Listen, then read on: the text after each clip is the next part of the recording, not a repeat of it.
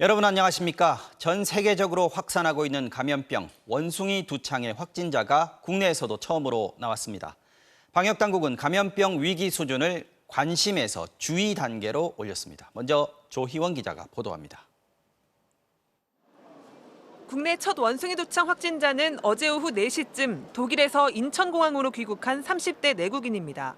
두통과 미열, 피부 발진 증상을 보였는데 의심 증상이 있다며 직접 신고했습니다. 공항 격리시설에서 대기하다 인천의료원으로 이송된 이 환자는 앞으로 21일간 격리 치료를 받게 됩니다. 확진자 앞뒤 대각선 좌석에 앉았던 승객 8명은 중위험군으로 분류됐습니다. 격리는 하지 않고 21일간 하루 2차례 증상 유무를 확인받게 됩니다. 딱지 등 피부 접촉이나 체액 등을 통해 전파되는 원숭이 두창의 특성을 고려할 때 밀접 접촉은 아니라는 판단에 섭니다. 확진자와 떨어져 있었지만 접촉 가능성이 있는 승객과 승무원 41명은 저위험군으로 분류돼 증상이 나타나면 신고하는 수동 관리에 들어갔습니다. 확진자가 나온 만큼 감염병 위기 수준은 관심에서 주의로 격상했습니다. 원숭이 두창이 빈발하는 국가들에 대해 발열 기준을 강화하는 등 감시를 더욱 강화할 예정입니다. 한편 부산에서 의심 환자로 신고됐던 외국인은 수두에 걸린 것으로 확인됐습니다.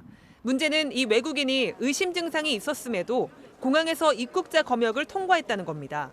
기준치 이상의 발열이 없었던 데다 증상 없음으로 신고했기 때문인데 감염이 의심되는 상황에서 인천에서 부산까지 이동했습니다. 검역 단계에서 확인하기가 어렵다는 측면이 있는 것은 사실입니다. 허위로 신고한 경우에는 검역법에 따라서 1년 이하의 징역 그리고 1,000만 원 이하의 벌금에 자진 신고 외에는 막을 방법이 없는 만큼 이미 국내에 유입됐을 가능성도 거론됩니다. 아주 경한 형태의 수포나 발진이 있는 환자분들도 있는 것 같아요. 만약에 그렇다면 이제 국내에 이미 유입이 됐지만 인지되지 않은 사례가 있을 수도 있다. 방역당국은 우선 현재 활용 가능한 치료제 100명분을 의료기관에 배포하고 원숭이 두창 치료제 500명분과 3세대 백신도 신속하게 도입할 계획이라고 밝혔습니다. MBC 뉴스 조희원입니다. 원숭이 두창 감염 사례는 이미 전 세계적으로 3,000건을 넘었습니다. 유행 한 달 만입니다. 세계보건기구 WHO는 내일 긴급회의를 열고 코로나19처럼 원숭이 두창에 대해서도 최고 경보 단계인 비상사태를 선포할지 논의하기로 했습니다. 이어서 김현지 기자가 전해드리겠습니다. 세계보건기구 WHO가 현지 시간으로 내일 긴급회의를 개최합니다. 이례적인 확산세를 보이는 원숭이 두창을 두고 공중보건 비상사태를 선포해야 할지 살펴보겠다는 겁니다. That I have decided to convene the emergency committee to assess whether this outbreak represents a public health emergency of international concern. 국제적 공중보건 비상사태는 세계적으로 유행하는 질병에 대해 WHO가 발령하는 최고 수준의 경보 단계로 코로나19가 여기에 해당됩니다. 원숭이 두창 감염 사례는 오늘 기준 전 세계적으로 3,100건을 넘었습니다. 질병이 유행하기 시작한 지 한 달여 만입니다. 원숭이 두창은 원래 아프리카 중서부 지역에선 지속적으로 나타났던 풍토병이었습니다. 세계보건기구는 그동안 원숭이 두창을 풍토병 지역과 유럽 중동 등 비풍토병 지역으로 나눠 집계했는데 그 구분도 아예 없애기로 했습니다. It's also affecting more and more countries, and we believe that it needs also some coordinated response. 올해 들어 원숭이 두창 감염이 확인된 나라는 모두 52개인데 가나를 제외하면 모두 비풍토병 국가였습니다. 동남아시아에서는 처음으로 싱가포르에서 확진자가 보고된 가운데 영국은 원숭이 두창 위험 집단의 백신 접종을 권고했습니다. MBC 뉴스 김현지입니다. 네, 원숭이 두창 그동안 꾸준히 뉴스에 등장하긴 했지만 아직 생소하죠. 여러 가지 궁금한 점들 복지교육팀 정혜인 기자에게 물어보겠습니다. 자, 정 기자. 이 보도를 보면 의심 환자 2명이었지 않습니까? 그중에서 수두로 밝혀진 사람. 이 사람도 증상은 확진된 사람하고 비슷했어요. 그런데 검역을 통과했단 말이죠. 그렇다면 숨기고 들어오면 해외 유입 못 막는다 이런 얘기입니까? 네, 우선 원숭이두창에 걸리면 뭐 발열, 두통, 근육통 등이 발생하고요. 또 사흘 이내에 얼굴이나 손, 발바닥, 또 생식기 등에 발진이나 수포가 또 발생합니다. 하지만 수포가 생기기 전에 입국을 하거나 네. 이번 의심 환자처럼 수포가 난 곳이 드러나지 않으면 네. 쉽게 알아차리기가 어렵고요. 또 37.5도 이상이 아닌 미열 상태에서는 검역을 통과할 수 있게 되는 겁니다. 이 때문에 방역 당국은 오늘 영국이나 스페인 등 5개 국가 입국자들에 대해서 네. 이제 방역 기준 온도를 낮추겠다라고 밝혔는데요. 그래도 현재로선 자진 신고에 기댈 수밖에 없는 실정입니다. 지금은 37.5도인데 30점 밑으로 증상이 나올 수도 있다는 얘기네요. 네, 기준을 아래로 네. 더 낮추겠다는 뜻입니다. 그렇죠. 예. 자, 만약에 증상이 있는 이런 감염자가 신고 없이 돌아다녔다. 근데 확진이 된 사람이다. 알고 봤더니 감염자다라고 했을 때 코로나처럼 대유행이 일어나는가 이것도 궁금합니다. 이게 원숭이 두창도 공기 중으로도 공기로도 감염이 됩니까? 네, 세계보건기구와 이제 미국 질병통제센터에 따르면요. 원숭이 두창 증상이 있는 감염자의 체액이나 딱지 등을 접촉했을 때 전파된다고 합니다. 공기를 통해 전파될 가능성은 거의 없는 건데요. 다만 감염자가 입안에 수포가 생겼을 때 침을 통해서 전파될 가능성도 있기 때문에 마스크 착용을 권고하고 있습니다. 그리고 감염자 체액이 묻어있을 수 있는 물건들은 최대한 닿지 않도록 조심하라고 경고했습니다. 수건, 컵 이런 거 조심해야겠군요. 네. 자, 검사는 어떻게 합니까? 원숭이 두창도 코로나처럼 PCR로 이제 진단할 수 있는데요. 네. 하지만 코로나처럼 코에서 검체를 채취하는 건 아니고요. 이제 감염자의 수포로 생긴 딱지나 혈액을 통해서 채취를 해서 검사하는 방식입니다. 혈액이요. 예. 네. 자, 걱정하는 건 걸리면 어떻게 되냐 하는 건데 이게 치명률이 꽤 높다면서요? 네, 치명률은 3에서 6% 정도로 알려졌습니다. 코로나19가 0.13%인 것과 비교했을 땐 상당히 높은 수준인데요. 그렇군요. 하지만 전문가들은 그동안 의료 상황이 열악한 아프리카 등에서 이제 주로 발생해서 높은 거라고 얘기를 했고요. 네. 최근 한 달 사이 숨진 사람은 전 세계에서 1명뿐이라고 말했습니다. 네, 정현 기자. 네, 예. 계속하시죠. 그래서 보통 증상은 2에서 4주 사이 이제 자연 치유되는데 면역력이 약한 유아나 또 기저질환자들은 그래도 좀 주의해야 될 것 같습니다. 생각보단 괜찮은데 그래도 어린 친구들 뭐 또 노약자들 조심해야 된다 이런 거군요. 네, 네. 주의해야겠습니다. 잘 들었습니다. 자, 다음 소식 전해드리겠습니다. 어젯밤 경찰 고위직인 치안감 인사안이 발표 2시간 만에 뒤집히는 초유의 사건이 벌어졌습니다. 왜 이런 일이 벌어졌는가? 행정안전부와 경찰청의 설명이 미묘하게 엇갈리는데 행안부의 경찰 통제 논란과 맞물려서 파장이 일고 있습니다. 이동경 기자가 취재했습니다. 어제 저녁 7시쯤 경찰 내부망에 공지되고 언론에도 알려진 치안감 인사안입니다. 치안감 28명의 보직 이동에 대한 발령 사항이 적혀 있습니다. 그런데 경찰은 2시간 뒤인 밤 9시쯤 새 인사안을 다시 공지했습니다. 국가수사본부 수사기획관과 수사국장, 경찰청 생활안전국장과 교통국장 등 보직 7자리가 달라져 있었습니다. 치안감은 경찰의 3번째 계급으로 경찰청 국장과 시도경찰청장 지휘부를 구성하는 고위직입니다. 그런데 이들 인사의 4분의 1이 뒤집히는 초유의 사건이 발생한 겁니다. 2시간 만에 보직이 달라진 일부 치안감들은 MBC와 통화에서 발표된 인사가 이렇게 번복된 건 경찰에 재직하면서 본 적이 없다고 말했습니다. 마침 행정안전부가 경찰 통제를 위한 권고안을 발표한 날이라 경찰 길들이기 의도라는 해석이 여권에서까지 나왔습니다. 치안감 인사가 2시간 만에 번복되는 사안이 있었는데 이렇게 행안부 장관이 인사 권한을 행사하겠다라고 하는 것의 숨은 의도가 바로 이런 것 아닌가. 행안부와 경찰은 인사 내용이 바뀐 게 아니라 중간 검토 단계의 인사안이 잘못 공개돼 바로잡은 거라고 설명했습니다. 그런데 애초에 검토 단계의 인사안이 공개된 이유를 두고는 미묘하게 엇갈렸습니다. 경찰은 당초 실무자의 실수 때문이라고 했다가 행안부가 최종안을 다시 보냈다며 말을 바꿨는데 오늘은 대통령실과 행안부, 경찰의 의사소통에 문제가 있었다고 설명했습니다. 반면 이상민 행안부 장관은 대통령 결재가 나기 전에 경찰이 공지해서 사달을 일으켰다며 경찰에 책임을 돌렸습니다. 경찰 일각에선 전 정부 청와대에서 일했던 인사의 보직이 바뀌었고 여권 핵심 인사의 고향 후배들이 요직에 갔다는 평가가 나오는 등 후유증이 계속되고 있습니다. MBC 뉴스 이동경입니다. 대통령실은 경찰 인사 파문에 관여한 바 없다고 선을 그었고 행정안전부 내 경찰국 신설에도 공식 조직을 통해 경찰권을 견제해야 한다면서 힘을 실어줬습니다. 야당은 독재 시절로 돌아가려고 하냐면서 강하게 반발했고 행안부 장관 탄핵 카드도 꺼내 보였습니다. 이어서 이정은 기자입니다. 대통령실은 행정안전부 장관이 올린 경찰 치안감 인사안을 대통령이 결재한 건 단 한 번이라고 못 박았습니다. 인사가 번복되는 과정에 대통령실은 관여하지 않았다는 겁니다. 그러면서 행안부 안에 경찰국을 만드는 건 이른바 검수완박법 때문이라고 대응했습니다. 검찰 수사권 분리에 따라 비대해진 경찰권을 견제하기 위한 후속 조치가 바로 경찰국이라는 설명입니다. 과거 정부가 청와대 민정수석실이나 치안비서관실을 통해 비밀스럽게 경찰을 통제했지만 새 정부는 공식 체계를 이용하겠다는 논리도 내세웠습니다. 국민의힘도 같은 입장입니다. 윤석열 정부의 대통령실에서는 민정수석실이 폐지가 돼서 그 기능을 하는 부서가 없습니다. 이에 대해 경찰 출신인 민주당 황운하 의원과 국민의힘 권은희 의원은 행정안전부 장관의 업무에는 치안에 관련된 사무가 없다며 경찰국 신설은 정부 조직법 위반이라고 반발했습니다. 대통령 후보 시절에 경찰청장을 장관급으로 격상시키겠다는 거였습니다.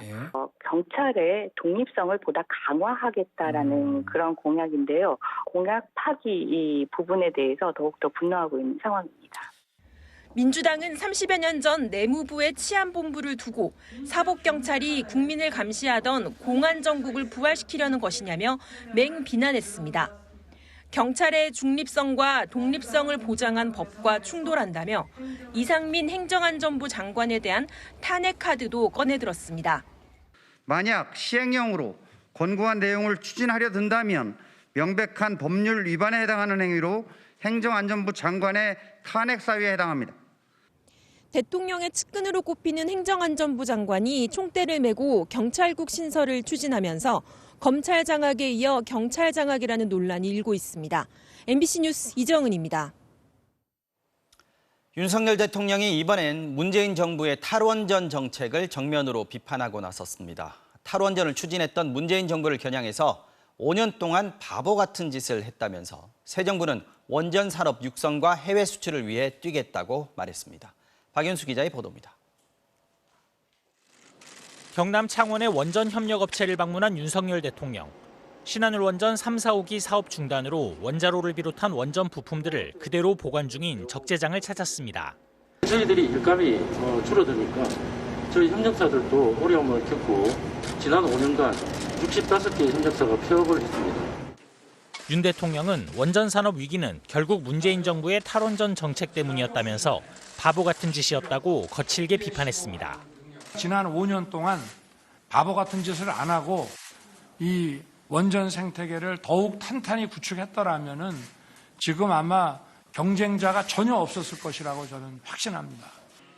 공사가 중단된 신한울 3, 4호기부터 최대한 빨리 건설을 재개하고 체코, 폴란드 등에 원전을 수출하기 위해 대통령과 정부가 백방으로 뛰겠다고 했습니다. 또 오는 2025년까지 원전 협력 업체들에 1조 원 이상의 일감을 발주하고 3조 원 이상을 기술 개발에 쏟아붓는 등 철철 넘칠 정도로 지원하겠다고 밝혔습니다. 탈원전은 폐기하고 원전 산업은 키우는 것으로 방향을 잡았지만 방향만이 중요한 것이 아니라 이 산업을 신속하게 궤도에 올려놓을 수 있도록. 민주당은 윤석열 대통령의 전 정부 때리기가 도를 지나치고 있다고 곧바로 반발했습니다. 또 언제까지 에너지 정책을 정치에 이용하려 하느냐고 날을 세웠습니다. 친환경, 재생에너지로 전환하고자 하는 노력은 세계적인 흐름입니다. 전 세계가 바보 같은 짓을 하고 있는 것입니까? 또 애플 같은 다국적 기업들마저 납품업체에게 재생에너지만 100% 사용하도록 요구하는 추세인데 윤석열 정부는 원전 부활에만 몰두하고 있다고 비판했습니다. MBC 뉴스 박윤수입니다.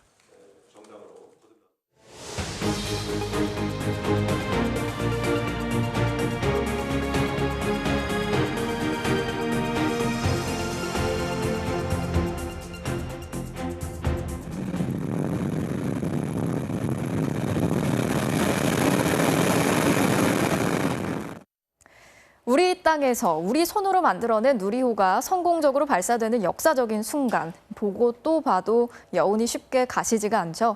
지금부터는 누리호 소식으로 뉴스 이어가겠습니다. 누리호가 우주로 발사된 지 이제 하루하고도 3시간이 지나고 있는데요. 오늘 오전에 누리호에 탑재된 성능 검증 위성이 지상국과의 양방향 교신에도 성공을 했습니다. 자, 그러면 앞으로 어떤 임무를 수행하게 되는지 먼저 김윤미 기자가 자세히 전해드리겠습니다. 누리호가 목표 궤도에 정확히 올려놓은 성능 검증 위성은 발사 11시간 만인 오늘 새벽 3시 필리핀 북쪽 상공에서 신호를 보냈습니다. 지상국인 대전항공우주연구원 관제실은 곧바로 위성에 신호를 다시 보내 시간을 맞추고 GPS 수신기를 켜는 12분간의 교신에 성공했습니다. 원격 명령이 처음으로 전달되었습니다. 양방향 교신까지 이루어짐에 따라 누리호의 위성 궤도 투입 성능은 완전히 확인되었습니다. 오후엔 위성의 안테나를 지상국으로 향하게 하고 위성에 저장된 정보를 고속으로 내려받게 하는 교신도 이루어졌습니다. 만약의 사태에 대비해 여유 있게 잡았던 교신 일정 일부를 건너뛰었을 만큼 위성의 상태는 안정적이란 평가입니다. 누리호에서 분리를 해줄 때 그게 너무나 안정적이었어요. 그래서 많이 놀랐습니다. 이제 관심은 2년 동안 하루 14바퀴 반씩 지구 상공을 돌 위성의 임무에 쏠립니다. 위성에 탑재된 발열 전지는 앞으로의 달 탐사에 활용되고 우주 통신용 안테나와 자세 제어용 구동기도 우주 핵심 기술로 검증 작업을 거치게 됩니다. 또 국내 대학에서 제작한 초소형 위성인 큐브 위성 4개도 함께 실려 있는데 각각 백두산의 분화징후를 살피거나 초분광 카메라로 지구를 촬영하고 대기와 미세먼지를 관측하는 임무를 맡습니다. 위성은 자세가 안정되면 오는 29일부터 꼬마 위성들을 이틀 간격으로 분리하는데 장착된 카메라로 내보내는 순간에 포착해 지구로 보낼 예정입니다. MBC 뉴스 김유미입니다. 누리호 개발에 투입된 예산과 인력, 기술의 수준은 다른 나라들이랑 비교했을 때 턱없이 부족했습니다. 선진국과의 기술 격차는 10년 이상이고 필요한 전문 인력의 숫자는 절반 이하다. 13년 전 누리호 사업의 예비 타당성 조사 내용인데요. 이런 어려운 상황에서 수많은 실패에 부딪혔지만 연구진들은 포기하지 않았고 오늘의 성공을 이뤄낼 수 있었습니다. 배주환 기자가 취재했습니다. 총 무게 200톤의 누리호를 쏘아 올린 강력한 엔진의 힘. 하지만 엔진 완성까지 과정은 험난했습니다. 국내에 연소 시험장도 없어 2007년엔 러시아까지 가서 30톤급 엔진을 시험했지만 폭발 사고로 현지 설비까지 태우는 바람에 협력도 끊겼습니다. 러시아, 유럽, 미국 등에 시험을 요청했었는데 비용적인 거나 기간, 그리고 시험 기술의 유출 등의 이유로 사실은 저희가 거절을 당했습니다. 2014년 드디어 나로 우주센터에 연소 시험장이 생기고 이제 시험은 할 수 있게 됐지만 또 다른 난관에 부딪혔습니다. 높은 온도와 압력 탓에 연료가 연소실에 제대로 공급되지 않는 현상이 나타난 겁니다. 개발 과정 중 가장 큰 난제였습니다. 세계적으로 이게 또 명확한 답변이 나오지도 않기 때문에 여러 가지 방법을 이제 적용시켜서 실제로 시험을 하는 부분은 방법밖에 없습니다. 설계 변경과 시험을 반복하길 20여 차례. 처음엔 1.5초, 이어서 5초, 1분 15초를 거쳐 마침내 목표했던 2분 27초 연소까지 성공할 수 있었습니다. 연료 탱크 역시 백지에서 출발했습니다. 두께 2mm로 우주 공간에서의 하중을 견뎌야 하는데 다른 나라들이 비밀에 붙인 기술이라 소재부터 새로 개발했습니다. 발사체에는 얇은 알루미늄 판을 변형 없이 그리고 결함 없이 만드는 데 기술이 집약되어 있기 때문에 좌절과 실패를 딛고 마침내 얻어낸 성공. 하지만 도전은 끝이 아닙니다. 누리호를 만든 사람들은 이제 달 착륙선과 대형 위성까지 나를 수 있는 차세대 발사체를 향해 눈을 돌리고 있습니다. MBC 뉴스 배주환입니다. 누리호 발사 성공에서 우리가 꼭 기억하고 박수를 보내야 하는 사람들이 또 있습니다. 바로 성공까지 12년 동안 누리호 여정에 참여했던 300개가 넘는 민간 기업의 관계자들인데요. 이들이 없었다면 순수 우리 기술로만 이뤄진 한국형 발사체는 탄생할 수 없었습니다. 이어서 홍신영 기자가 전해드리겠습니다. 누리호에 들어가는 부품은 모두 37만 개, 전부 우리 기술로 만들었습니다. 자동차에 들어간 부품보다 20배, 항공기 부품보다 약 2배 많습니다. 이 거대한 프로젝트의 숨은 주역은 바로 300여 곳의 민간 기업들입니다. 누리호 프로젝트는 2010년 개발 초기부터 기업이 가진 기술, 인력, 인프라를 적극 활용했습니다.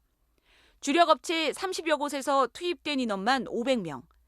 항공우주연구원이 설계하면 기업이 부품을 만들고 테스트하고 보완하는 과정이 12년간 이어졌습니다. 발사체의 심장, 75톤급 엔진은 한화 에어로스페이스가 만들었습니다. 액체 엔진 개발 경험이 전혀 없는 상태에서 수많은 시행착오를 겪어야 했습니다. 반복과 수정을 통해서 발사체 액체 엔진의 조립 프로세스를 개선을 해야만 했고요. 전혀 끝이 보이지 않을 것 같은 느낌이었습니다. 연료 탱크와 산화제 탱크 제작, 그리고 전체 조립은 한국항공우주산업, 카이가 맡았습니다. 산화제 탱크 레벨 센서 오류를 빠르게 잡아내 금세 발사를 시도할 수 있었던 것도 이 때문입니다. 코어 부분만 이렇게 볼펜 심 교환하듯이 이렇게 풀어서 교환을 하면 이게 수리가 가능하겠다라는 수리 방법을 항공위원회에 이제 제출을 했고요. 누리호의 탯줄 엄빌리컬 타워는 나로호 발사대 제작 경험이 있는 현대중공업이 4년 6개월에 걸쳐 만들었고 300도 이상 화염을 견뎌야 하는 1단 연소기, 산화제 탱크와 연료 탱크를 연결하는 구조체, 추진제 탱크의 압력을 유지하는 헬륨 고압 탱크, 터보 펌프 제작까지 모두 우리 기업이 맡았습니다. 이 외에도 이름이 드러나지 않은 수많은 중소기업들이 여정을 함께 했기에 우주의 문은 열릴 수 있었습니다. MBC 뉴스 홍신영입니다. 대한민국의 우주를 향한 전진은 이제부터가 진짜 시작입니다. 정부는 앞으로 4번의 추가 발사를 통해서 핵심 기술을 민간에 완전히 이전할 계획인데요.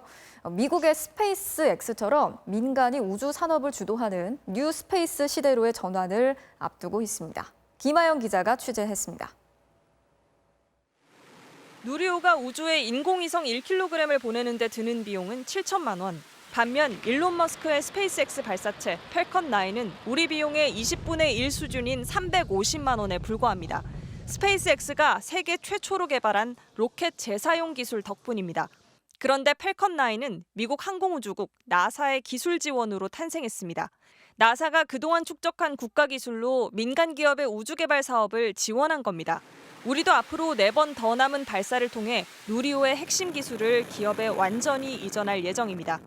정책적, 제도적 지원을 적극 추진하여 뉴 스페이스 시대를 대비한 자생적 우주 산업 생태계를 조성해 나가겠습니다. 당장 2023년부터 9년간 1조 9,330억 원이 투입되는 차세대 발사체 개발 사업에선 항공우주연구원과 민간 기업이 설계, 제작, 시험, 발사에 이르는 전 과정을 공동 수행할 전망입니다. 누리호 엔진보다 더 큰 100톤짜리 엔진을 5기 사용하고 발사체 재사용을 위한 기술도 개발하는 사업입니다. 훨씬 더 강력한 발사체를 만들어 달 착륙선을 실어보낸다는 계획인데 민간 기업의 역할은 누리호 때보다 훨씬 더 커지게 되는 겁니다. 후속 발사체라든지 이런 어떤 거를 개발할지 하는 것들이 다 열려 있는 상태고 이제 시작이라고 생각을 하기 때문에 차세대 발사체 개발까지 성공하면 우리나라는 지구 궤도를 넘어 달이나 화성까지 독자적 운송 능력을 확보할 수 있게 됩니다. MBC 뉴스 김아영입니다. 자, 누리호를 성공적으로 발사하면서 이제 우리는 세계 7대 우주 강국의 반열에 올랐습니다. 외신들도 관련 소식을 일제히 전했는데요.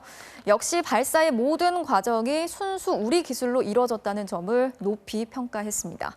각 나라들의 반응을 박소희 기자가 정리했습니다. 누리호 발사 성공을 속보로 전한 미국 CNN은 누리호가 자체 기술로 개발됐다는 점을 강조했습니다. This domestically produced rocket is called Nuri. A lot of possibilities with the developments here in South Korea's space program, Linda. 중국 CCTV도 한국이 1톤급 실용 위성을 자체적으로 쏘아 올린 7번째 국가가 됐다고 보도했습니다. 标志着韩国跻身掌握火箭发射技术并成功将人造卫星送入轨道的国家之列。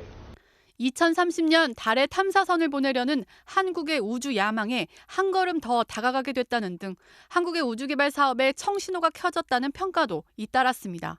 The successful launch is a major step forward for the country's efforts to jumpstart its space program and helps pave the way for South Korea's ambitious goals for 6G networks, spy satellites, and even lunar probes.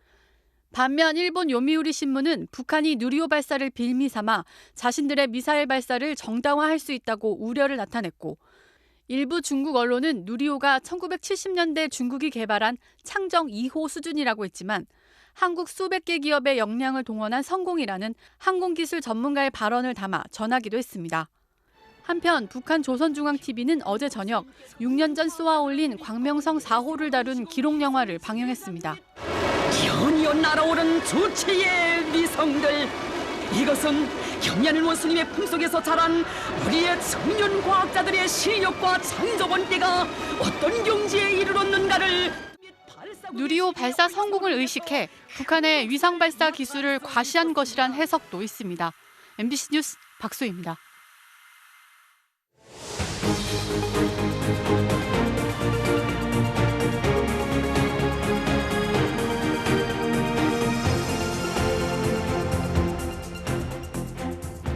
지금 국회에선 국민의힘의 당윤리위원회가 열리고 있습니다. 이준석 대표의 성접대 무마 의혹에 대한 징계 심의를 진행하고 있는 건데요. 징계 결과에 따라 이 대표의 정치적 운명은 물론 여권의 정치 지형까지 바뀔 수 있어서 관심이 쏠리고 있습니다. 윤리위 열리고 있는 국회 연결하겠습니다. 자, 임현주 기자, 아직 회의 진행하고 있는 거죠? 네, 조금 전 저녁 7시부터 이양희 윤리위원장을 비롯한 윤리위원들이 참석한 심의가 한창 진행 중입니다. 핵심은 이준석 대표가 김철근 정무실장을 제보자에게 보내 7억 원의 투자 각서를 써주며 자신의 성접대 의혹을 무마하려 했는지인데요. 김철근 정무실장은 잠시 후 9시쯤 이곳에 출석해 진술을 할 예정입니다. 앞서 이 대표와 김 실장 모두 어제 오후 당 윤리위에 입장문을 제출했습니다. 두 사람 모두 관련 의혹을 전면 부인한 걸로 알려졌습니다. 이 대표는 성상납이 있어야 인멸이나 무마도 있는 것이라며 반박하고 있는데요. 또 전쟁에서 싸웠던 사람의 뒤통수를 친다며 당내 반대파들을 겨냥하기도 하면서 윤리위 결과를 지켜보겠다고 말했습니다. 들어보시죠.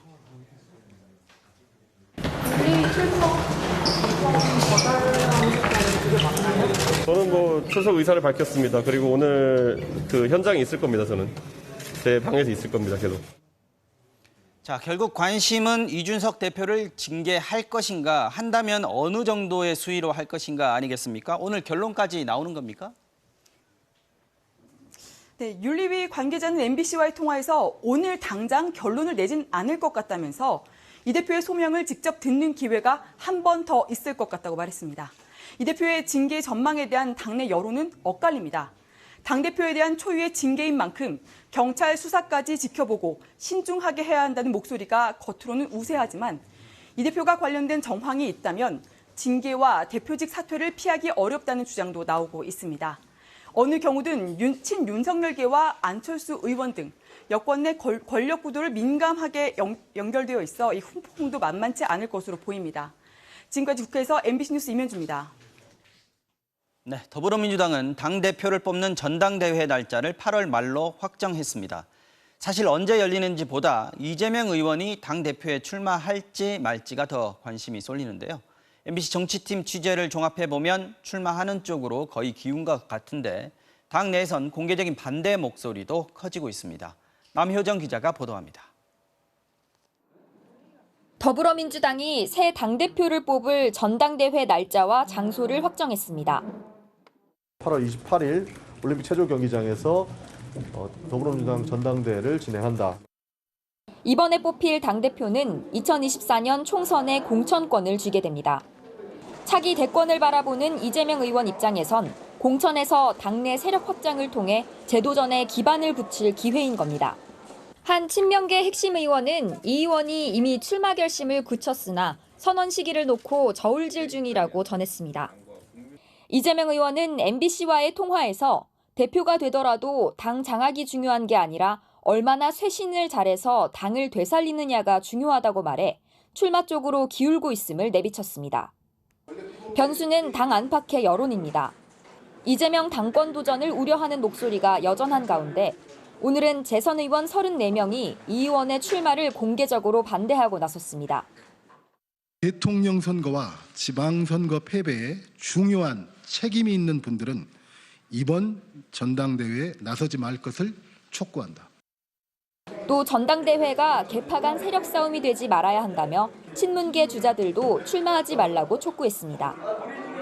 그러자 친문 핵심인 삼선 전해철 의원은 이들의 절박한 심정과 취지에 동의한다며 전당대회에 출마하지 않겠다고 밝혔습니다. 친문계 대표 주자가 먼저 불출마를 선언했으니 이재명 의원도 나오지 말라는 압박으로 읽힙니다. 성희롱 의혹으로 중징계를 받은 최강욱 의원을 둘러싼 당내 갈등도 수그러들지 않고 있습니다. 우상호 비대위원장이 최 의원에 대한 징계를 수용하겠다고 밝혔지만 최 의원은 징계에 불복하며 재심을 청구했고 박지현 전 비대위원장은 당을 수렁으로 끌고 간다고 비판했습니다. 내일부터 1박 2일간 열리는 민주당 의원 워크숍에서는 대선 패배와 책임, 지도체제 등을 놓고 격론이 벌어질 전망입니다. MBC 뉴스 남효정입니다. 윤석열 정부 들어 첫 검찰 정기 인사가 단행됐습니다. 검찰 주변에선 이른바 윤석열 사단도 챙겼지만 비교적 골고루 발탁한 탕평 인사란 평가가 나옵니다. 하지만 검찰총장 자리가 50일 가까이 비워진 상황에서 주요 고위직 인사가 다 난 거라서 한동훈 법무장관이 사실상 검찰총장까지 겸직하고 있다는 지적도 나옵니다. 이재욱 기자입니다. 윤석열 대통령이 서울중앙지검장이던 2018년 특수일부장을 맡았던 신봉수 검사, 검사장으로 승진해 대검찰청 반부패 강력부장을 맡았습니다. 당시 형사 3부장을 지낸 신흥석 검사도 의정부지검장으로 승진했습니다. 산업부 블랙리스트 사건을 수사할 서울 동부지검장은 임관혁 검사가 늦깎이 승진해 맡게 됐습니다. 한명숙 전 총리 뇌물 사건을 수사했던 임 검사는 전 정권에선 승진하지 못했습니다. 요직인 대검 기획조정부장은 대표적인 공안통, 송강 검사에게 맡겼고 노정현 검사장은 부산 고검장으로 승진해 역사상 첫 여성 고검장으로 기록됐습니다. 윤석열 사단도 챙겼지만 공안 등 다른 분야도 배려했다, 될 사람이 됐다는 평가가 나왔습니다. 다만 검찰총장 자리를 50일 가까이 비운 채 정기 인사를 단행한 데 대한 우려도 있었습니다. 한적한 현안이 굉장히 많이 있습니다. 총장 임명한 이후에 인사를 해야 된다라는 것에는 지금 현재 상황이 저는 그거는 맞지 않다고 생각합니다. 법무부 장관이 민정수석에 이어 검찰총장까지 1인 3역을 한다, 누가 와도 식물총장이 될 것 같다는 말들이 나왔습니다. 윤석열 대통령은 검찰총장 시절 추미애 법무장관이 의견 수렴 없이 인사를 단행했다며 장관과 거세게 충돌했었습니다. 법무부는 검찰 내 유배지로 꼽히는 법무연수원 연구위원 정원을 5명 늘렸는데 전 정권에서 요직을 맡았던 고위검사들을 그대로 이 자리에 보냈습니다. 이른바 친문 검사는 하나도 요직에 남겨두지 않았다는 평가가 나왔습니다. MBC 뉴스 이재욱입니다.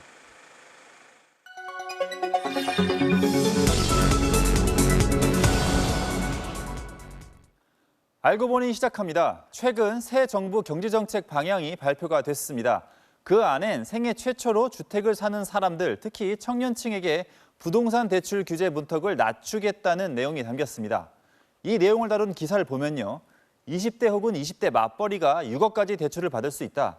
또 20대가 30대보다 1억이나 대출을 더 받는다는 식으로 젊은 층이 대출받아 집 사기 쉬워진다는 식으로 설명을 하는데 과연 이게 사실일지 확인해봤습니다. 20대도 집 살 때 6억 원까지 대출받을 수 있는 경우 이론적으로는 가능합니다. 정부가 생애 첫 주택 구입은 최대 6억 원까지 대출 한도를 늘려준 데다 경제활동을 시작한 지 얼마 안 된 20대, 30대의 경우 현재 소득이 아니라 앞으로 얻을 소득, 즉 장래 소득을 기준으로 상환 능력을 평가하기로 했기 때문입니다.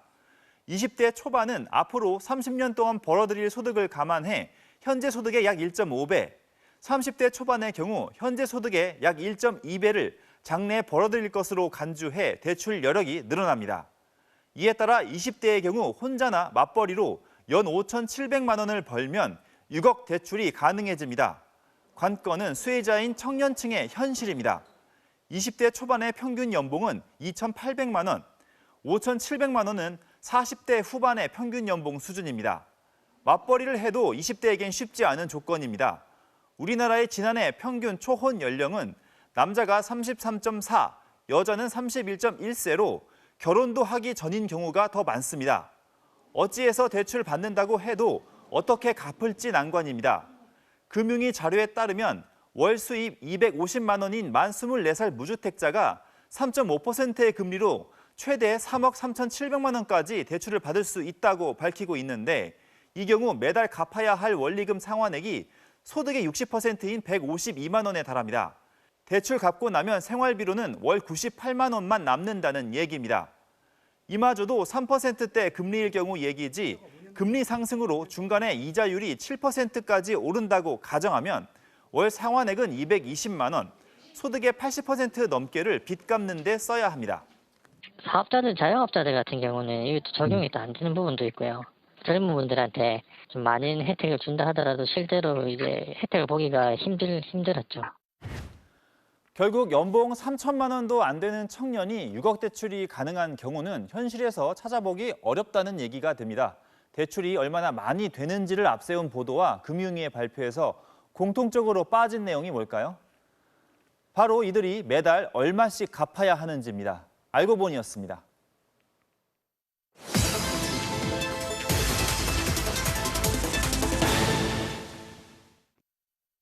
네, 바로 간다 사회팀 김정우 기자입니다. 요즘은 집 구할 때 이 발품보다 손품 많이 판다고 하죠. 그만큼 부동산 앱에 대한 의존도가 높아진 건데요. 그런데 이 앱에서 봤을 땐 마음에 들던 집 막상 실제로 가보면 구경조차 못하는 경우가 적지 않습니다. 갈수록 교묘해지고 있는 허위 매물을 통한 부동산 영업의 실체. 오늘부터 저희 취재팀이 집중적으로 파헤쳐 보겠습니다. 요즘 집 구할 때 많이 쓴다는 부동산 앱에 들어가 봤습니다. 여기는 매물이 250개가 있네요. 한 부동산이 내놓은 서울 가산동의 깔끔해 보이는 빌라가 눈에 들어왔습니다. 규모는 30제곱미터, 방 2개인데 가격도 주변 시세보다 1억 원 이상 저렴한 2억 원입니다. 여기 들어가 보시면은 이제 허위 매물이 절대 없다고 이렇게 돼 있고요. 33년 전통의 법무팀까지 있다고 하네요. 이 집으로 한번 가보겠습니다. 약속 당일 빌라 앞으로 가자 부동산 컨설턴트라는 남성이 나왔습니다. 그런데 인사를 나누자마자 대뜸 이 집은 대출이 적게 나온다는 말부터 꺼냅니다. 중신축이라서 대출이 조금 많이 안 나와요. 담보대출이 낮게 나오기 때문에 신용대출 좀 많이 받으셔야 돼요. 예상보다 입주가 늦어질 거라고도 말합니다. 아무래도 한 달 안에는 좀 힘들 것 같아요. 네, 제가 여쭤봤는데 좀 힘들다고는 말씀을 하시고 대출... 집을 팔아야 돈을 벌 텐데 자꾸 단점만 얘기하는 남성, 어딘가 이상해 보였습니다. 끝까지 집을 보겠다고 버텼습니다. 그랬더니 집주인 핑계를 댑니다. 집주인께서는 좀 더 높여서 매매를 하신다고 하셔가지고 아무래도 지금 오늘 보실 것 같아요. 그럼 없을 때도 있다고 하시면 안 되는 거 아니에요? 일단은 먼저 죄송합니다. 그러면서 700m 반경에 다른 매물이 있다며 은근슬쩍 주제를 돌립니다. 하지만 크기가 맞는 집은 1억 원 이상 비싸고 가격이 맞는 집은 너무 좁았습니다. 앱에서 봤던 조건이 아니라고 하자 남성은 경기도 부천 얘기를 꺼냅니다. 마음에 안 드시면 좀 빠지셔야 돼요. 연락처로. 경기도? 좀 가운데 있어요. 딱 그러니까 마지노선. 부천으로 되어 있고 한 17분들은 다 넘어가세요. 남성이 모는 차를 타고 서울을 벗어나 도착한 곳은 부천시 역곡동. 그런데 너무 높은 언덕을 올라가야 합니다. 역시 생각했던 집이 아니라고 하자 급기야 인천까지 가자고 권합니다. 부천도 이제 오를 만큼 올라가지고 그 옆에 이제 부평으로 가세요. 부평. 네, 부평에 있을 게 다 있으니까. 발품 팔기만 벌써 3시간째. 긴장이 풀렸던 걸까? 인천을 향해 차를 몰던 남성이 뜻밖의 고백을 합니다. 자, 아무 문제 없는 집으로 올리면은 왜 저희한테 연락 안 하세요? 또 잘못해서 생각해요. 이 편법이죠. 처음 올린 집이 손님을 끌기 위한 미끼성 허위 매물임을 시인한 겁니다. 융자가 있는 집을 싼 매물처럼 올리기도 한다며 다른 수법까지 알려줍니다. 융자금 미포함 이렇게 조그맣게 써놓고 이게 1억 5천에 집이 올라와 있으면은 실질적으로는 3억이 될 수도 있는 거고 4억이 될 수도 있는 거예요. 그렇게 서울 금천구에서 출발한 취재팀은 경기도 부천을 거쳐 인천 부평까지 20km를 이동해야 했습니다. 인천에 도착해서야 남성은 태도를 바꿔 온 힘을 다해 집을 홍보합니다. 저희 이사님이랑 건축주분이랑 조금 이제 아무래도 신분이 있으신 분이라서 못해도 한 1,000만 원 정도는 지원을 받을 수 있지 않을까. 여기가 입지가 지금 제일 좋아요. 스트레스가 치아라고 여기가 제일 괜찮아요. 결국 인천에 이 집을 팔려고 이렇게 고생시킨 걸까 하는 의심이 들었습니다. 같은 앱에 같은 부동산이 올린 또 다른 매물도 확인해 보기로 했습니다. 이번에는 다른 휴대전화를 이용해 약속을 잡았습니다. 서울 북가좌동의 방 4개짜리 빌라. 역시나 주변 시세보다 2억 원 넘게 싼 3억 2,600만 원에 올라와 있습니다. 현장에 나온 여성, 이번에는 집을 보여주는데 문제는 집값이 2배 가까이 높다는 겁니다. 왜 집값이 다르냐고 따지자 분명히 적어놓았다며 되려 큰 소리를 칩니다. 두 배 같죠? 저희 미세는 못 드린 것도 있고 보신 것도 있고. 확인해보니 소개글 마지막에 작은 글씨로 융자금 미포함이라는 글귀가 적혀 있습니다. 그러면서 슬쩍 다른 매물을 소개하는 여성. 일단 오신 게 이해친다고 같이 보고 오는데 돈 드는 거 아니니까. 앞서 만난 업자가 실토했던 바로 그 수법입니다. 주로 신혼부부나 청년층인 피해자들은 이런 식으로 가짜 매물에 낚여 시간과 공력을 낭비하기 일쑤입니다. 방을 구할 때 어쨌든 뭐 물리적인 시간이 들고 제 노력이 들잖아요. 약간 돈이 없기도 하고 그래서 그냥 급하게 구한 건데 서러운 거죠. 이 집은 팔려서 없고 저 집은 주인이 마음을 바꿨고 이런저런 핑계 때문에 발품만 계속 팔았더니 이 업자들의 실체가 뭔지 또 목적은 뭔지 취재진의 궁금증은 더욱 커져갔습니다. 바로 내일 계속 추적해서 보여드리겠습니다. 바로 간다 김정우입니다.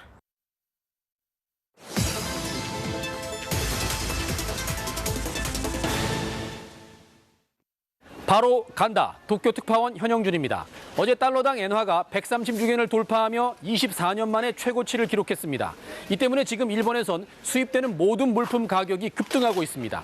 제일 피부에 와닿는 게 지난 20년간 싼 값에 먹을 수 있었던 수입 과일의 가격이 어마어마하게 비싸진 겁니다. 제가 이 마트에 들어가서 직접 가격을 확인해 보겠습니다. 이 바나나 한 상자는 1년 전만 해도 1,800엔이었습니다만 오늘은 2,700엔으로 가격이 껑충 뛰었습니다. 이곳은 도쿄에서 가장 가격이 싸다고 알려진 과일 가게입니다. 다른 곳에 비해선 가격도 덜 올린 편입니다.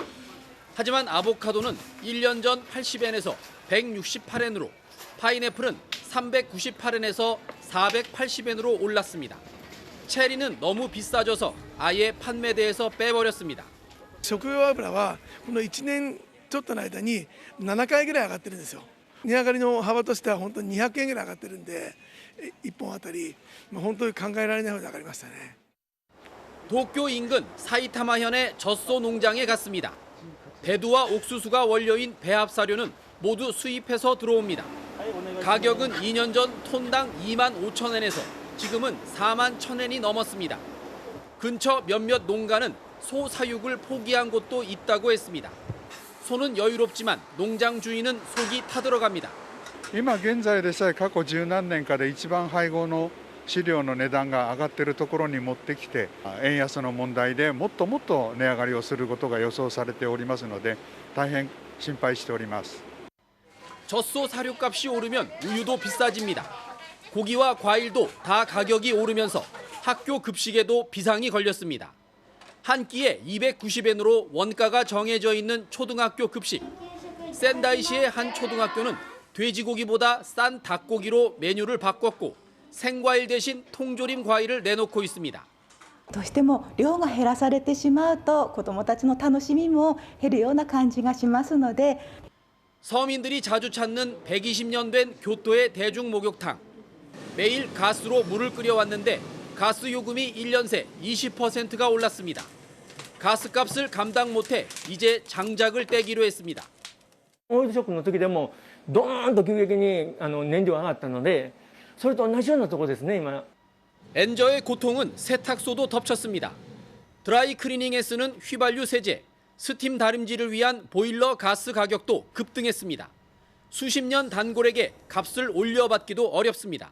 ビニールがもう値段が上がって、ハンガーもすごく値段が上がって大変なんですけど。 저물가 저성장이 고착화된 일본에서 여기저기 비싸다는 아우성이 터져나오는 상황. 침체된 경기를 죽일까 봐 일본은 이번에도 금리를 동결해 여전히 마이너스 0.1%의 초저금리를 유지하고 있습니다. 도쿄에서 MBC 뉴스 현영준입니다. 자, 오늘은 두 기자가 한국과 일본에서 바로 간다 이어서 전해드렸는데요. 앞서 보신 부동산 앱 관련 소식은 내일도 저희 기자가 바로 가서 실체를 자세히 전해드리겠습니다. 다음 소식으로 이어가겠습니다. 40대 아들이 치매에 걸린 60대 어머니를 숨지게 하고 본인도 스스로 목숨을 끊으려고 했던 비극적인 사건, 어제 저희가 단독으로 전해드렸죠. 아들은 마땅한 수입이 없어서 생활고에 시달려 왔었고 치매가 있는 어머니까지 혼자서 돌봐야 하는 상황이었던 것으로 확인이 됐습니다. 하지만 이번에도 이들의 처지를 알아봐준 사람은 아무도 없었습니다. 김윤아 기자가 전해드리겠습니다. 치매를 앓는 60대 노모를 흉기로 숨지게 하고 스스로 극단적 선택을 시도한 40대 아들. 보증금 2천만 원, 월세 20만 원 세방에서 중년의 아들은 지난 6년간 24시간 내내 홀로 치매에 걸린 모친을 돌봐왔습니다. 마땅한 직업도 없이 유일한 수입은 6년 전쯤 사망한 부친이 남겨놓은 전세금뿐이었습니다. 엄마를 내가 죽였다. 나 죽습니다. 치매 생활고 때문에 너무 힘들다. 생활고에 끝이 보이지 않는 독박 돌봄에 지쳐 간병살인에 이르게 된 것으로 보이지만 주변 사람들은 이 같은 사실을 전혀 알지 못했습니다. 가족이나 친인척은 물론 이웃과의 왕래도 전혀 없이 고립된 삶을 이어왔기 때문입니다.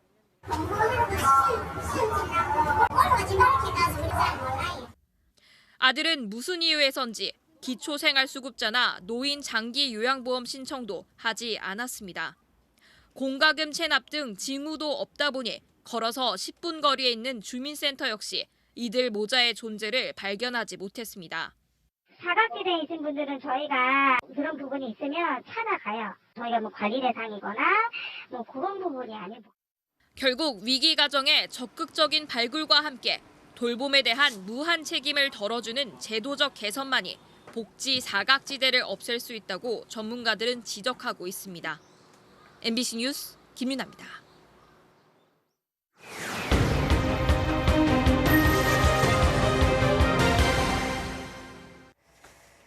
화훼 농가에서 일하던 20살 대학생이 기계에 끼어서 숨졌다는 소식 어제 전해드렸는데요. 이 학생은 한국농수산대학교 소속으로 농가에서 현장 실습을 하다가 사고를 당했습니다. 저희 보도가 나간 이후에 이 학교의 현장 실습 실태가 열악하고 위험하다는 학생들의 제보가 잇따랐습니다. 김세영 기자가 취재했습니다. 채소를 재배하는 전라남도의 한 농가. 오늘 오전 뙤약볕에 달궈진 비닐하우스 내부의 온도는 42도에 달합니다. 이런 데서 일하고 있습니다. 농가에서 현장 실습 중인 한국농수산대학교 2학년 학생이 촬영한 영상입니다. 이 학생은 2달 전 농기계에 손가락을 다쳤는데 끝마디가 찢어지고 출혈이 심해 병원에서 봉합수술을 받았습니다. 하지만 농장주가 산재보험에 들지 않았고 학교 측도 보상에 소극적이어서 수술비 60만 원 등을 직접 감당했습니다. 어제 사망사고가 발생한 고양시의 화훼 농가 역시 산재보험에 가입하지 않은 상태였습니다. 취약한 산재보험과 안전수칙 문제뿐 아니라 실습생의 초과 근무가 지나치다는 호소가 잇따르고 있습니다. 이 대학의 현장 실습 협약서. 주 5일 40시간을 원칙으로 하고 야간 현장 실습은 운영할 수 없다고 돼 있습니다. 하지만 실습생의 동의를 받으면 탄력적으로 조정할 수 있다고 덧붙여놨습니다. 공휴일이나 빨간을 상관없이 새벽 4시에 일어나 일을 시작합니다. 의미가 없습니다. 그냥 정규과입니다. 실제로 한 축산 농가에서 실습한 학생이 작성한 근무일지를 보면 새벽 5시 반부터 7시 반까지 질병 치료를 완료했다고 돼 있습니다. 다음 날에도 같은 시각 장비를 정리했고 토요일과 일요일까지 새벽 일과를 소화했습니다.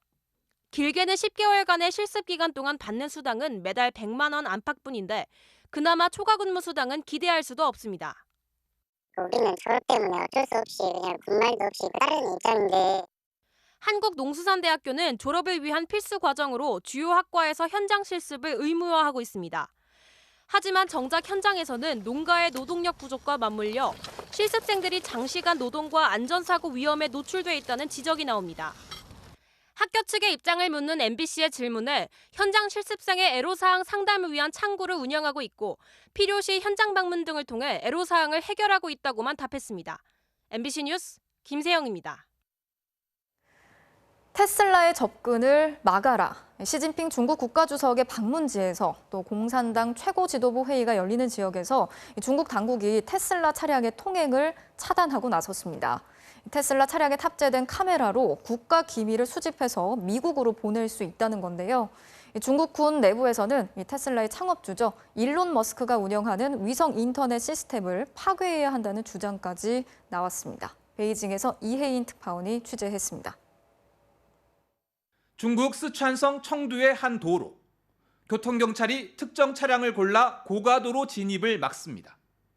첫 번째 차량도, 두 번째 차량도, 세 번째 차량도 모두 테슬라입니다. 테슬라는 이날 청두에 아예 진입을 하지 못했다는 글도 SNS에 올라왔습니다. 이 영상이 촬영될 무렵인 지난 9일에는 시진핑 주석의 청두 방문 일정이 있었습니다.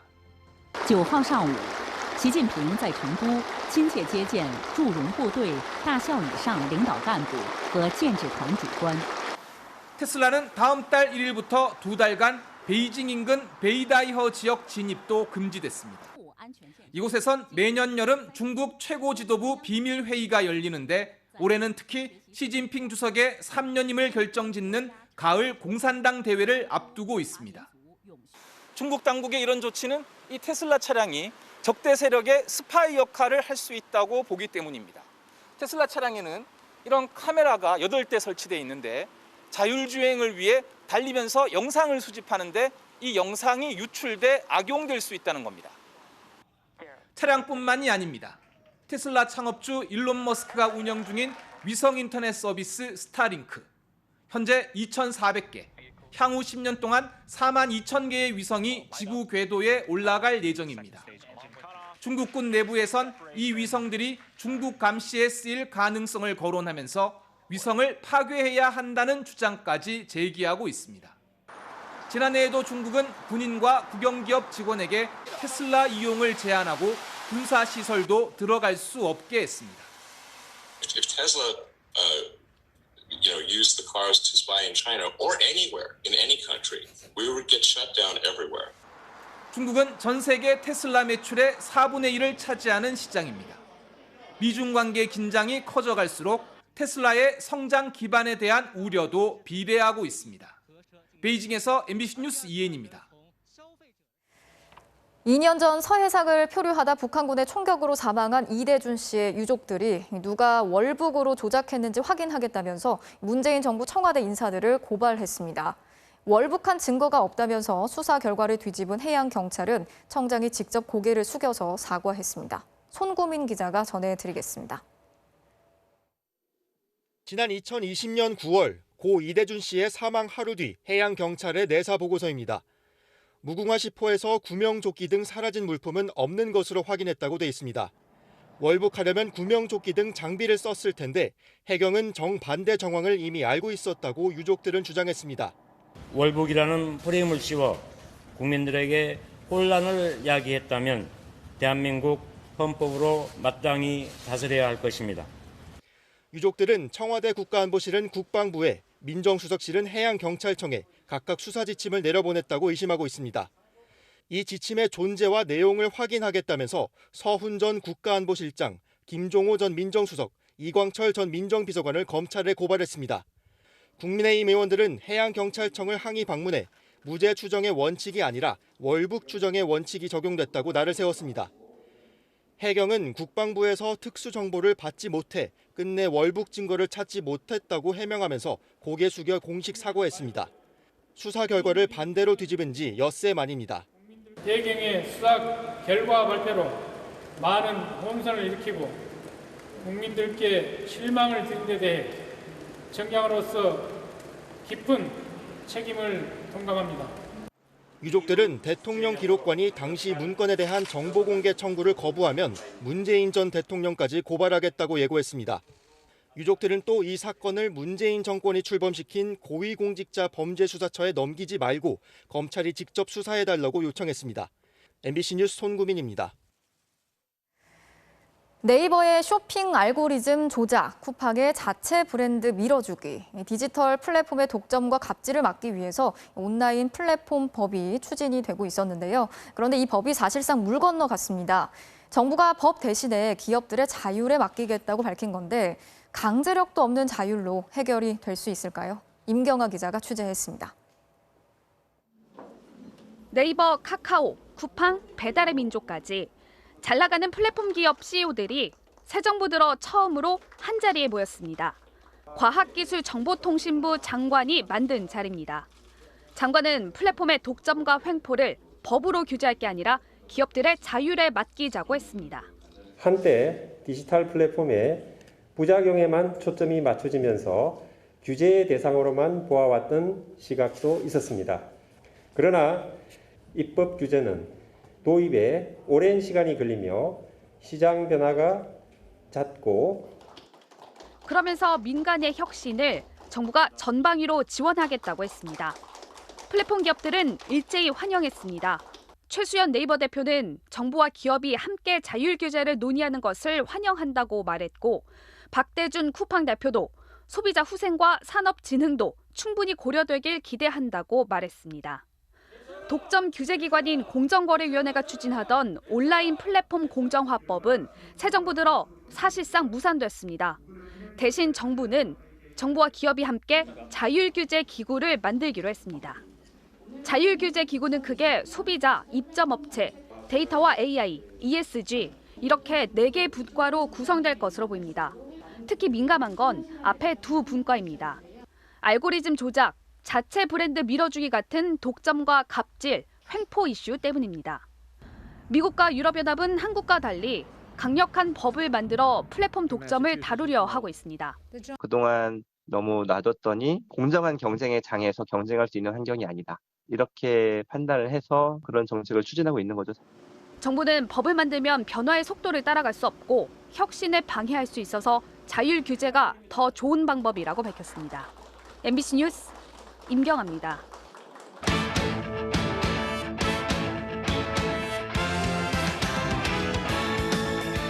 수요일 밤 스포츠 뉴스입니다.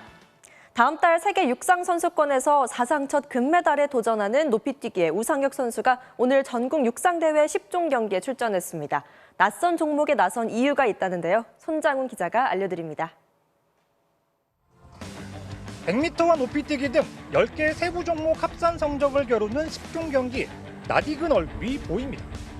높이뛰기 세계 랭킹 2위 우상혁이 높이뛰기 번외 경기에 출전한 겁니다. 천천히 몸을 푼 우상혁은 앞서 최고 1m 98이었던 반오피를 단숨에 2m 15까지 올린 뒤 가볍게 뛰어 넘었고 2m 20까지 한 번에 성공했습니다. 2m 25엔 2번 도전했다 모두 실패한 우상혁은 성적과 무관하게 미련 없이 짐을 쌌습니다. 이번 육상선수권 높이뛰기는 모레 열리지만 이틀 전 10종 경기 높이뛰기에 출전한 데는 이유가 있었습니다. 출전 선수가 적어 결승 한 번만 치르는 국내 대회와는 달리 다음 달 세계선수권에선 예선과 결선이 사흘 간격으로 열리는 만큼 이에 대비하기 위해 예행 연습을 한 겁니다. 사전에 연습을 그런 예선 결승 이런 걸 많이 안 해봐서 한편으로 항상 아쉬움이 있었어요. 20까지 잘 뛰어가지고 했는데 이제 미끄러지는 바람에 부상 위험이 있을 것 같아서. 우상혁은 이틀 뒤 높이뛰기 본 경기를 세계선수권 결승이라고 가정하고 뛰겠다며 모든 준비가 순조롭게 진행되고 있다고 자신감을 나타냈습니다. 세계선수권 전에 마지막 시합이기 때문에 최선을 다해서 이제 뛰려고 노력하고 있고요. 매 순간순간 이제 기회라고 생각하거든요. 그래서 기회를 놓치고 싶지 않거든요. 김구경은 남자 100m 준결승에서 10초 17의 기록으로 결승선을 통과해 전체 1위로 결승에 진출했습니다. 세계선수권 기준기록 1초 05에 못 미쳐 아쉬운 표정을 드러낸 김구경. 내일 결승에서 마지막 도전에 나섭니다. MBC 뉴스 손장훈입니다. 23세 이하 아시안컵을 마치고 귀국한 이강인 선수가 오늘은 축구장이 아닌 야구장에 나타났는데요. 무슨 일일까요? 수줍게 인사하며 등장하는 이강인 선수. 혹시 오늘 사인회 행사인가요? 사실 생애 첫 시구를 위해 야구장을 찾은 건데요.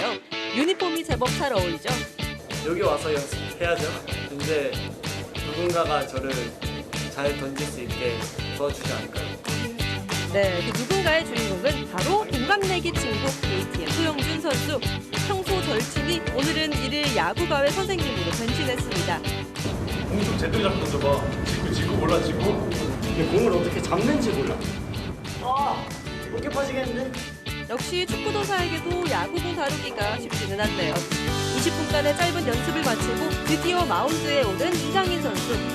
국민 여러분들을 위해 열심히 달릴 테니 많은 관심 부탁드리고 KT 위즈도 많이 응원해주세요. KT 위즈 화이팅! 와인드업 던졌습니다. 약간 빗나간 거. 폼은 좋은데 제구가 안 좋았네요. 본인도 살짝은 아쉬운 표정이죠. 2회가 끝난 뒤 KT 응원 단상에도 올랐는데요. 사인볼을 선물하며 시구의 아쉬움을 팬서비스로 달랜 이강인 선수. 이렇게 즐거운 야구장 나들이를 마무리했네요.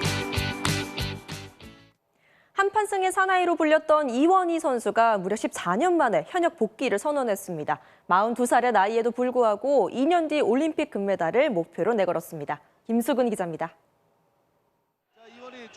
한판승 퍼레이드로 장식했던 2004년 아테네 올림픽 금메달. 한판인지 잘 몰랐는데 한판을 심판해 주셔가지고 굉장히 기분 좋았어요. 전무후무한 국제대회 48연승에 2006년엔 아시안게임 우승으로 한국 유도 사상 첫 그랜드슬램을 작성했지만 2008년 올림픽 선발전에서 탈락하면서 현역 은퇴를 선언했습니다. 이후 여자대표팀 코치를 맡기도 했고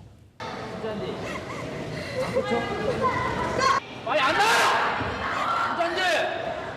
진짜. 현재는 11년째 모교에서 제자들을 지도 중인 올해 42살의 이원희 교수가 무려 14년 만에 현역 선수로 돌아왔습니다. 놀란 거 반, 좀 뭐랄까 의아한 거 반, 진짜로 하냐고 계속해서 재차 물어보는 사람이 굉장히 많았고 목표는 2년 뒤에 파리올림픽 금메달. 가르치는 것보다도 유도를 하는 것이 훨씬 더 메시지가 강력하겠다는 생각이 들어서 다시 한번 도전을 하게 됐습니다.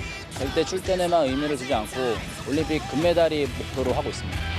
체급도 현역 때 뛰었던 77kg급 그대로 20살 가까이 어린 제자들을 넘어서야 합니다. 제가 이원희 교수님보다 훈련을 더 많이 했기 때문에 교수님 시합 때 안 봐드리겠습니다. 그런 반응 너무 좋습니다. 이길 자신 있습니다. 예. 이원희의 복귀전은 오는 11월 국가대표 1차 선발전입니다. MBC 뉴스 김수근입니다. 프로야구 NC 외야진의 호수비입니다. 선발 구창모 선수에게 많은 힘이 됐겠네요. 수요일 밤 스포츠 뉴스였습니다.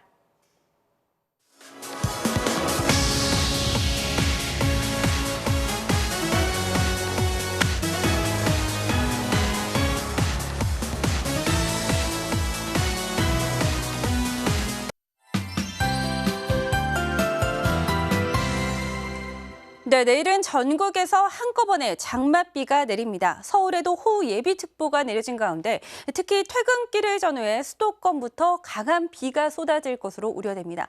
자세한 비구름 예측을 보시면요. 비는 내일 새벽 제주를 시작으로 오전 중엔 전국으로 확대됩니다. 이 강도는 오후부터 세집니다. 이 붉은 호우구름 덩어리가 저녁 퇴근길 무렵 수도권과 충남에 그리고 밤 사이에는 전라도와 경북 쪽으로 더 옮겨가면서 시간당 최고 50mm의 장대비를 퍼붓겠고요. 비구름은 대부분 금요일 오전 중에 물러가겠습니다. 모레까지 총 예상 강우량입니다. 서울과 인천, 경기 북부, 영서 북부, 그리고 전라도와 제주도에 최고 120mm 이상, 그 밖에 수도권과 충청도, 경북 내륙에 30에서 100mm가량입니다. 내일은 전국이 흐리고 많은 비가 내리겠습니다. 아침 사이 서해안과 내륙에는 안개가 끼겠고 또 대부분의 해안가에서는 바람이 매우 강하게 불겠습니다. 아침 최저 기온은 서울 23도 등으로 오늘보다 높겠고요. 낮 최고 기온은 서울 25도, 광주 28도, 대구 31도로 오늘보다 2도에서 7도가량 낮겠습니다. 당분간은 폭염과 폭우가 번갈아 나타날 전망입니다. 날씨였습니다. 뉴스 마치겠습니다. 오늘도 함께해 주신 여러분 고맙습니다.